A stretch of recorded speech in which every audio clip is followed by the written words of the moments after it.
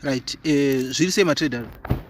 So on today's video ndichange explain about why ndakapinda positions andakapinda and ndo expect kubudira papi.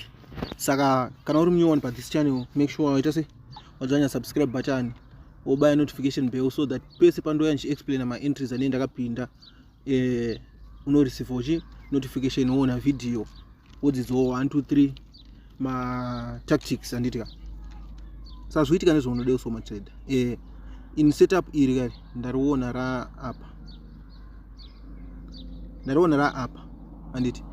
Saka nguva yese ngechigadzirwa pattern ishi ndandisiri pama charts anditi ndakambomira ku trader but ndasongosangana nonechi ne setup ndapinda ma trades. Saka zvaitika nezvaunodai ndaona this pole riri apa anditika, then market yedu iri kubounce ichibounce ichicreate chi flag redu iri anditi.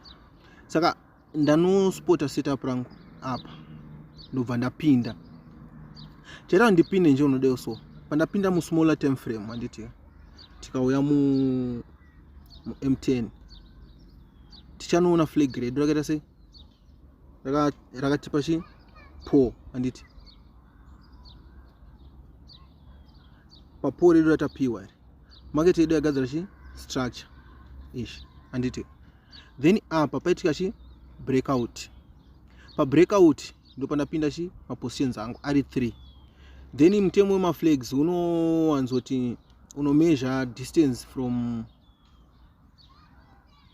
kubva patangira pole anditi kusvika panapa ndo distance yaunoita kubva parino breaka kusvikawo pa take profit pako anditi.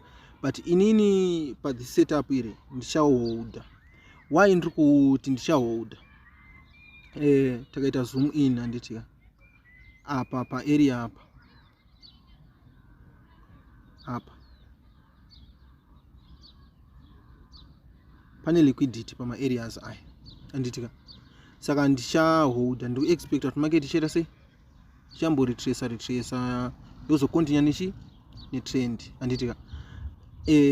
First TP yangu iri apa, sorry, first TP yangu iri pa area apa,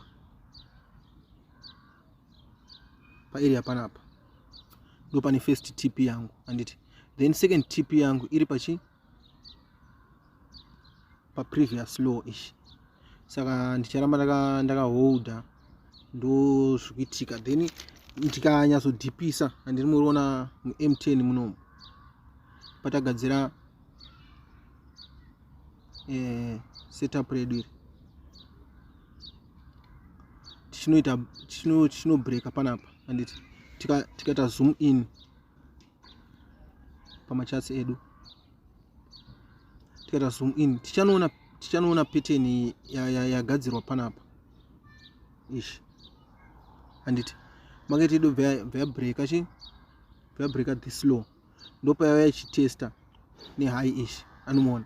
Saka chimeans kuti entry kutotanga karakanaka tafanira kunge tatorwandira chi mukati munomu but zvisineiwo zvazofambazo zvakanaka. Tawana chi entry redu nyama pachi pa area panapa. Saka ndo zvaita kuti ndite se ndipinde entry. Saka kana waona video rinori rakubatsira usati wadzanya subscribe button woita sei wadzanya subscribe button. Kana wagara wakasubscribe thanks for subscribing anditi. Ngatisangane pachi pa next video.